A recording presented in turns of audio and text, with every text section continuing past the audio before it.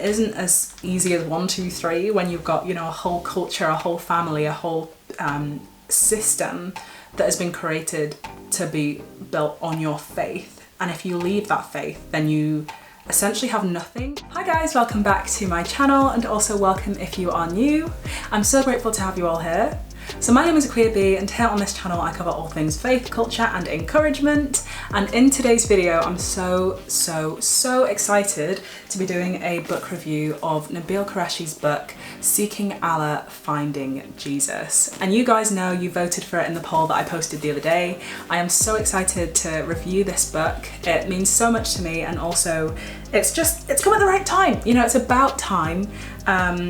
I'll get into why this is so important for me and all of that in a second, but before we get into the book review, please make sure to leave a like down below on today's video, and also comment something that you enjoyed, or just your own thoughts if you've read the book. If you haven't yet read the book, give us some reasons why, you know, why haven't you read this book?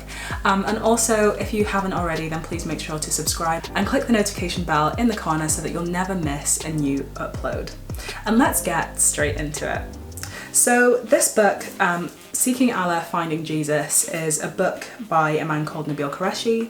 I just wanted to start off by actually reading about who he is from what's in/on the book, and then I'll go into some reasons as to how I know him or know of him, and then why this book meant so much to me in getting to read it and all of that stuff. So it says on the back, it has a little red excerpt about his life. And it says, Nabeel Qureshi was an accomplished author and highly sought after global itinerant speaker. Ever the seeker of truth and knowledge, he obtained an MD from Eastern Virginia Medical School, an MA in Christian apologetics from Biola University, an MA in religion from Duke University, and an MPhil in Judaism and Christianity from Oxford University. Nabeel's zeal for ministry and education was surpassed only by his passion for life and love for his family.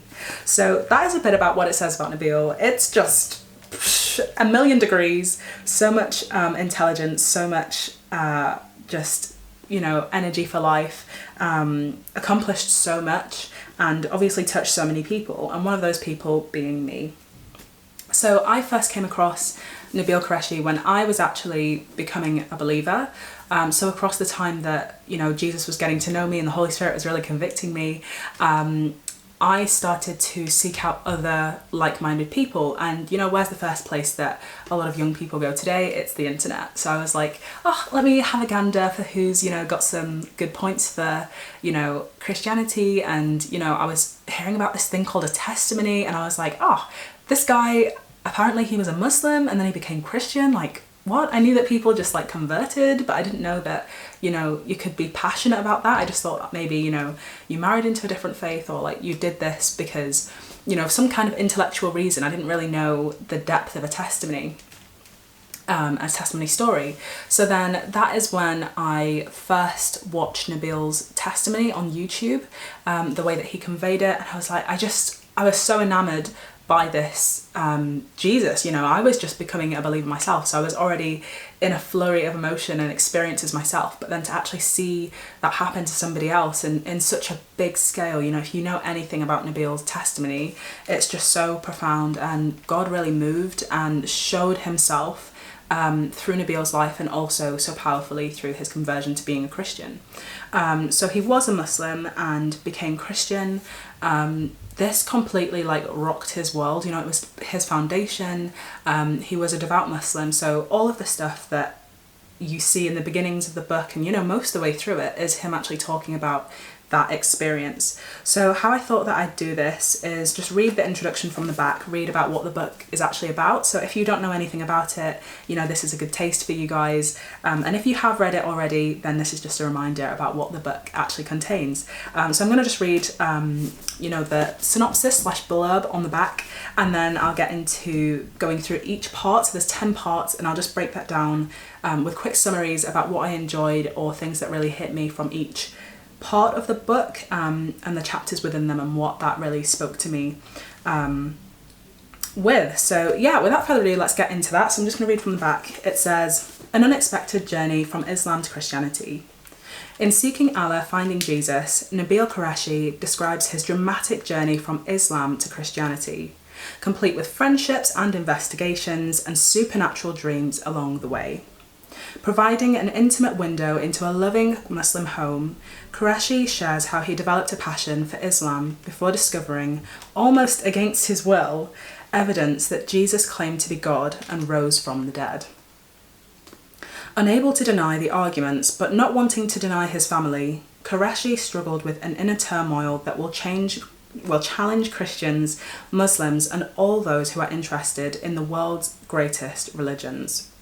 Engaging and thought-provoking, Seeking Allah, Finding Jesus tells a powerful story of the clash between Islam and Christianity in one man's heart, and of the peace he eventually found in Jesus. The New York Times best-selling Seeking Allah, Finding Jesus has been expanded to include, and then there's different things like reflections and words from his wife and friend David Wood. So yeah, there's just so much to get into with this. So I've just got brief things to get into in this review.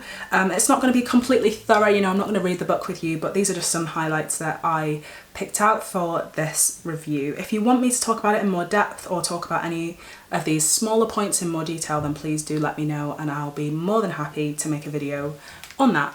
But first of all, let's get straight into part one. So part one, what is the title to part one? Let me just get it up. So part one is Call to Prayer. And, it's such a slow burning book. If you've read this book, but I love it as well because it's something called narrative bibliography or something like that. There's a narrative style behind it. So, there's recollections from his life, but it's not, detail by detail. It will give you the flow and the context for it, but it's almost as if someone's speaking to you. And what I really loved generally about this book is that it feels like Nabeel's took your hand and he's walking you through each stage of his life, like it's a memory for you as well. And it's, just so immersive. So that is one thing that I loved from part one, is that you got that full immersion into Nabeel's culture and his faith. And it really felt as though I didn't have to do much world building. And that's really, it's a great thing to be able to do. It's a great use of your imagination, but I love that this, it didn't, make me do too much of the work, but in a good way. So I love imagining things and, using that creative side of my brain. But also I do love it when there's such an intricate plan before you that the author has made and created, that you get sucked into that world, you get brought into that world as if, it was created to fit around your reading experience. So I really love that about part one. So whenever he was passionate about something, you got a sense of that passion as well. Or when he performed a tradition that made him or his family members swell with pride, it felt like you were walking alongside that experience. Especially the prayers of my fathers. That first chapter, I just think that he's such a great storyteller, honestly, such a good communicator. When I was reading this, it just brought up all of that, such great world building. He just really brought you into his experience of growing up and all of that stuff. And I also really, I don't know if it touched on it in the first chapter, but somewhere in the book, it was probably the first chapter as well, seeing as it was called Call to Prayer. There's something that happens to a child. You get a word spoken into your ear, like a prayer. And that was just really interesting from the start. There was that immersion into life. And there's a child's, I'm just trying to scan for it, but I don't think I can find it. But there's basically a thing that parents will do to their child, and they'll whisper that into the child's ear as soon as they're born, and this kind of burst them into this process, into this culture, this world of being a Muslim. So I really loved that about part one. So with part two, it's called An Ambassador for Islam. And I found it really interesting to see the way that Nabeel was so enthralled by his religion to the point of evangelizing and engaging in debate with his classmates and his peers. And you also got to see a glimpse of his personal relationship with God in this chapter called Signs in the Sky, where he asked for, a sign, and then God gave him a sign. If you've read it, you know the details of it. I don't want to spoil it for you guys if you've not read it. But I love the way that it showed the way that he spoke about that evangelistic spirit that he had, because, you know, when I was growing up, I grew up under a Christian, you know, Christian, what do you call it? I was going to say roof, Christian household, in a Christian household, but I wouldn't have identified myself truly as a Christian, but I would have ticked it, you know, if a form came around or something like that. So it was just interesting that he had such a energy, such a desire to represent from such a young age, and it was so interesting, like, hearing him talk to classmates and really challenge them and get involved with this. And some of them were quite discouraged, especially the ones that were Christian, that they would be like confronted with all these questions and probing by Nabeel, and then they'd crumble. They'd be like, I don't know what to say. And then some of them, I think later on, would give him more rebuttal, or, you know, say, let me come back to you about this. But it was interesting that in his youth he had such energy for that, because I think some of us, like, we're brought up in an environment but we're not really proactive about that. We just kind of, you know, let it happen. We do the traditions, you know, we do the ceremonial things, but we're not proactive about our personal relationship to our faith or to our God. So yeah, that was part 2. I really enjoyed that. Part 3. Part 3, I put a little note here saying, don't make me cry, because I noted that the gift of friendship is truly sent from God. So there was a really innocent start to David and Nabeel's relationship, their friendship.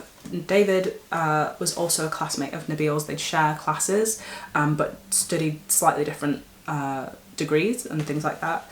So he's very popular on YouTube as well, but they had a close relationship and had a ministry together at one point eventually.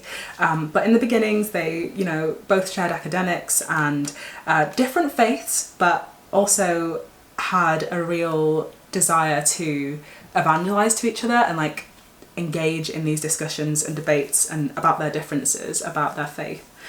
So yeah, just going back to this after reading the whole book, I'm like, oh, this is so, like, emotional, because this is just like the start, and, you know, you don't really fully appreciate something until it's actually gone. Like, you look back and you're like, oh, you know, it's so amazing. And I can only imagine, like, how much of a blessing that friendship was, because it's blessed so many external people to that relationship, but then I'm sure they blessed each other so much in that friendship. So David was a Christian, Nabeel was Muslim, and they would have debates with each other and engage each other in these discourses.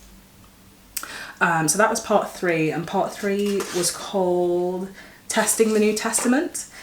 So that's how, you know, that part brought in David's relationship with him, and that was really interesting. That was really good.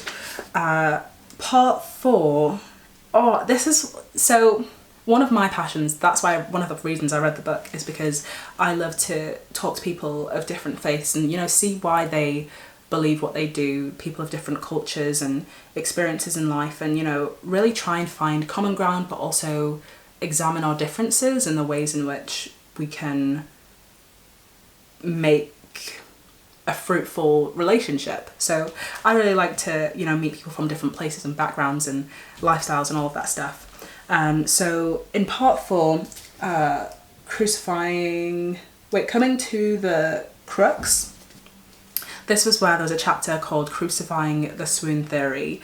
And it was one of the most widely, / is one of the most widely accepted stories behind the crucifixion of Jesus for Muslims. So there's a whole thing that, you know, Jesus would have swooned, essentially, like not actually died at the cross, because Muslims don't believe that Jesus would have been allowed to die at the cross if he was sent by God as a prophet. So that's what they believe, that God wouldn't do that to one of his prophets and let them die that way.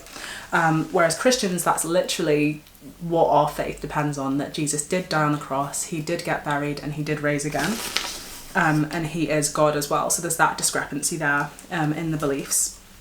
So in this chapter we saw not just David and Nabeel interact about faith, but also a man called Mike. I'm pretty sure Mike was a pastor or did like he was in ministry somehow anyway.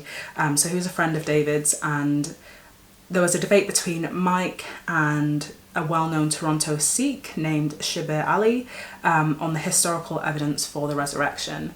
And in that, apparently, you know, it was a really hot debate, but also Mike was really convincing to Nabeel and he made a lot of good points. So this was just one of those parts that I was like, oh, you know, you're getting a glimpse of, you know, his conversion. And I think sometimes as Christians, we're so trigger happy that we just want to see people saved that we forget about the process. You know, we try and skip that relationship and the, you know, the probing that is necessary a lot of times to actually see people come to faith and come to belief in Jesus. And you really see that through this book. Like, I think every part I was kind of being like, oh, now he's going to get saved, and now he's going to get saved, and now he's going to realise that Jesus is Lord. But it didn't take it was probably like the last 2 parts of the book that you really saw that leap that happened, that step of faith, because, you know, it isn't as easy as 1, 2, 3 when you've got, you know, a whole culture, a whole family, a whole system that has been created to be built on your faith. And if you leave that faith, then you essentially have nothing if people decide to turn you away or to disown you, etc. And this is, you know, apostasy, like leaving Islam is just not a good thing. It's not something that, you know, would be looked favourably upon. So yeah, I think I had to kind of remove myself from that idea of this is just going to happen and, you know, that is when it's going to be great. Like, seeing that process, I've discovered in reading it, was just so much more beautiful. And that's what Jesus does with us. You know, he doesn't say jump and then, you know, we go how high and automatically we're there. You know, in any process of change, you've got to be patient, you've got to be, you know, considerate, you've got to be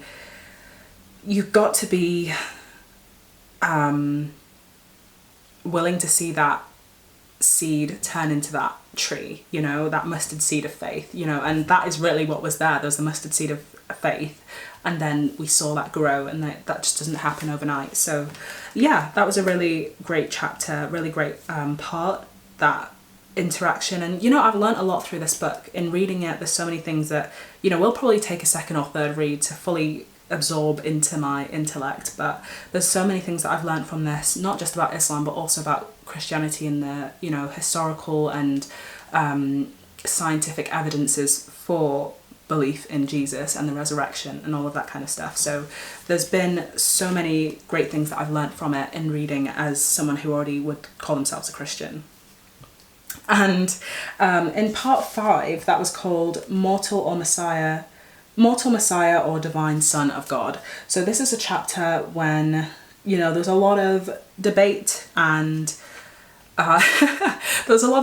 discourse, and it was quite tense. So this is a part where David and Nabeel had a really tense argument in a car, and it was like raining outside, you know, that pathetic fallacy. I think it's called that pathetic fallacy, where it's like the emotions match the weather. And this is what was going on. They had this whole interaction about Paul, author of a lot of the text from the New Testament. And Nabeel was just, you know, saying, you know, being quite disparaging towards Christianity in regards to Paul. And then David was like, let's not go there. Let's not go there, because I respect you and I care for you, but just don't go there. Like, I respect him so much, and what you're saying is just not good. So, like, please, let's give it a rest, you know, let's come back to it later. So that was one of their major disagreements that they had in this whole process, in this book. This was, you know, one of the really tense points that even reading it, I was like, this is a bit awkward, like, get me out. But yeah, it was interesting to see that, because, you know, as the Bible says, it actually, I think it was quite a recent verse of the day. It was talking about, you know, adversity and things like that. And yeah, it was yesterday. It was from Proverbs 17:17, and it said, a friend loves at all times and a brother is born for adversity. So I genuinely think that in those points of really intense discourse, that they really built their friendship so much more. And that's what happens, you know, you go through rough things, you go through disagreements, and you come out hopefully on the other side stronger than you started. And just for my notes for this part, I put disagreements on Paul. Oof, like, oof, yikes, this is a lot. So part 6, it's called The Case for the Gospel. This part was actually quite exciting to me because this was an area that I'm passionate about, which is, you know, science, communication, and God. And Nabeel was probably the first person that I heard like concisely explain the Trinity. In the chapter Genetics and Jesus, the Trinity actually clicks for Nabeel. And I just wanted to read an excerpt from page 194. So she's talking, this teacher, they're in a class, and there's a lady called Mrs. Adamski, and she was talking about different structures, and she was talking about the independence of structures, but also the grouping of them. I don't know quite the, you know, scientific terms because I'm not a chemist, but she was talking about that, and it was interesting that this is when it clicked for Nabeel, like, oh, this could actually be true, that, you know, there's a God that is one God, monotheistic, but then also is Trinity. He is three persons in one being, like three persons, Father, Son, Holy Spirit, and one God, you know, one being as God. So his explanation of the Trinity actually just completely made sense to me. That was the first time I'd heard anyone, it was almost like, I say this all the time, but this is genuinely what happens in my mind when I get something, when it clicks for me. It was like a ball of wool or something that was all tangled and messy, and then there were two ends of it were found, and as it, you know, got unwound, like the two pieces kind of stretched out and made a clear line, and my thought was just so clear. And that's what Nabeel's explanation of the Trinity did for me. And it's so interesting that even through his research and understanding, he's then enlightened others to understand the Trinity so much better.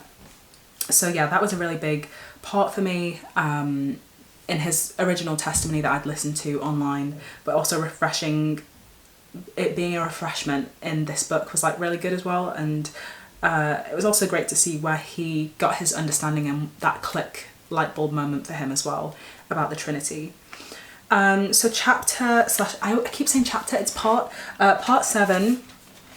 Part 7 was called The Truth About Muhammad. Ooh, like this chapter, this part was interesting. The chapter that was called The Picture Perfect Prophet it just really spoke a lot to me. And I don't know too much about Islam in terms of, you know, the ins and outs, the intricate details and things like that. But listening to this, these descriptions throughout this chapter and just throughout the book, the different things that he picks up and talks about, is just like really shocking, and the things that convinced him as well.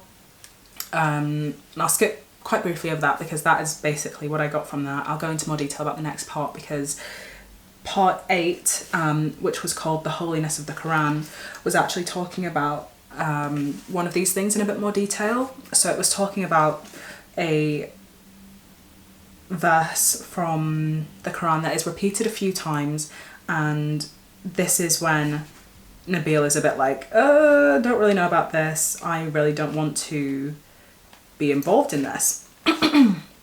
So it's talking about those whom their right hands possess, and this scripture, it's found in multiple Quran verses. It says, this is from page 242 of the book, and it says, those whom your right hands possess, was a phrase found in multiple Quran verses. The 3 references David included were 4.24, 23:6 and 70:30, none of which made much sense at first blush. 4.24, I'll just read this one. It says, forbidden for you are women already married except such as your right hand possesses. Allah has enjoined this on you. So the actual meaning of that is, it says that, so David, his friend, had given him his interpretation, which was that the women who their right hand possessed were slave women who were captured by Muslim conquerors, and then they would do the deed with them that had been captured as spoils of war. So it's saying as well that women who were married, they could have those marriages annulled, like it automatically annuls their marriages because they captured them. So that would allow them to then do the deed with them as well. even if their husbands were still alive, because it's like spoils of war and things like that. So that was just very, very shocking to me. I was just like, I didn't even know like that kind of thing existed. Like, how do you wrestle with that? How do you come to terms with that unless you just choose not to? But yeah, there is a point, maybe I have to read the Quran for myself, and I'm learning Arabic, but I don't know if I'm going to learn it to the point of being able to learn to read the Quran fully. We'll see. And because, you know, that's what Muslims believe, that you have to read it in Arabic to be able to read it properly, that you can't read it in English because that's not really the Quran, but it's a, you know, translation of it. So yeah, the next chapter that I want to talk about, so part 9 is called Faith in Doubt. The chapter that I really so the next part is Faith in Doubt, part 9, and this is talking about, you know, some of the dreams that he's having at this point. You know, there's a lot of these two parts, to part 9 and 10. I'll just talk about these as a group because there's not really, you know, I can't really break them down much more off the top of my head. So the things that really spoke out to me in these chapters were the cost and crosses. Like, so one of his dreams was just a field of crosses, so that's what really stood out to me, like these dreams that he was having, and that's why I noted that down.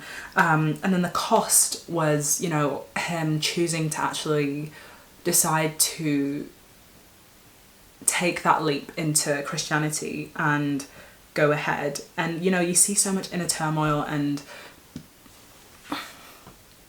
so much that he goes through in these two parts, that it's just really like, oh, you know, he's really doing this, he's really going for it, and, you know, it's just the weight of it is so immense. So you really got a feel for that, the feel for the weight of that. You know, when I was becoming a Christian, it wasn't really so much of, you know, how are people going to see me? It was more so like, oh, the people that I already have in my life, like, how's that going to go? Like, my family is already, like, you know, nominally Christian. A lot of us, obviously my parents were, you know, Christian, but like my siblings and I just, you know, it wouldn't have been a problem basically. So yeah, it's interesting to have read that and really get a good understanding, a better understanding of what that would practically look like in terms of community and relationships and all of this kind of thing.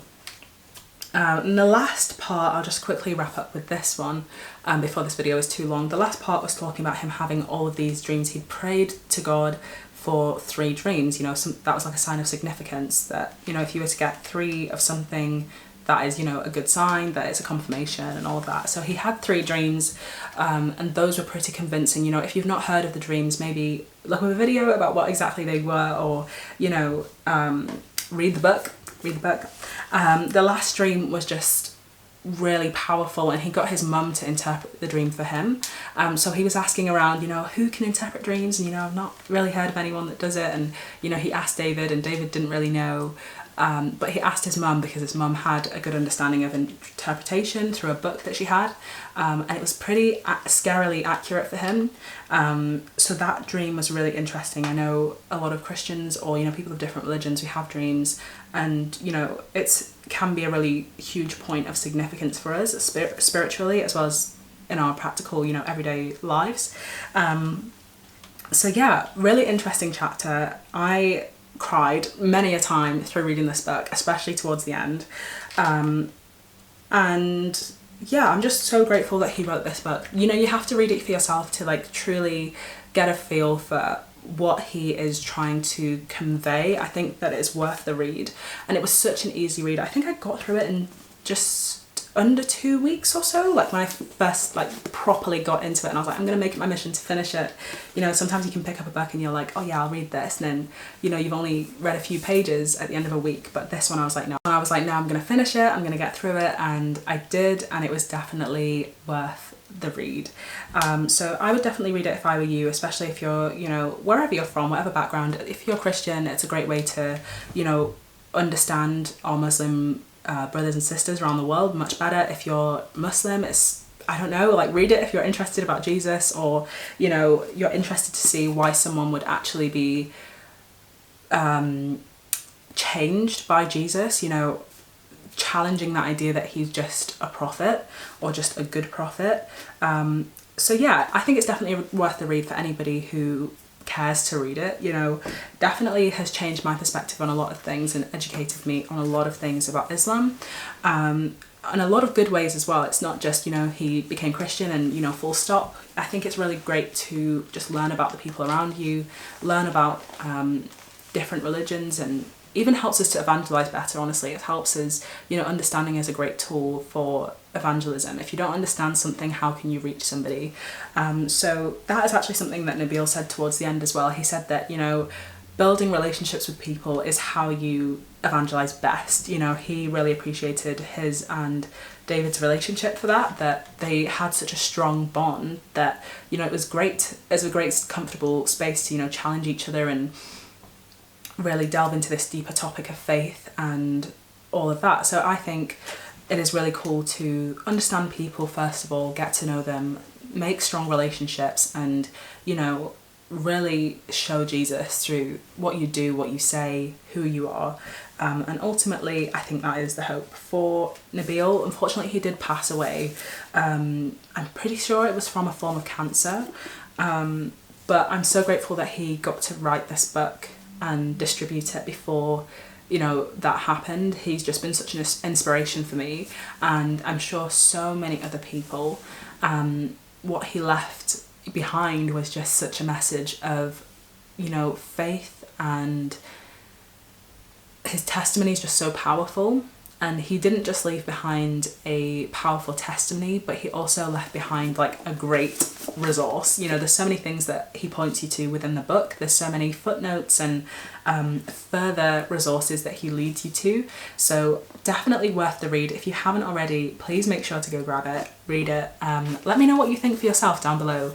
Let me know if you want any more detail on any of the parts. If you've already read it and you're like, hey, Akua, you didn't talk about this chapter as much as I would have liked you to. What do you think about his dreams? What did you think about this? What do you think about that? Please let me know down below. And if you've gotten this far and you haven't subscribed already, come on guys. And if you've gotten this far and you haven't subscribed already, please make sure to click that button down below. It's free, and also you can keep up to date with my videos. Also, leave a like and comment something that you enjoyed, or just if you've read the book, if you haven't read the book, let me know your opinions and your thoughts down below. And I'll catch you in my next one. Stay blessed and bye.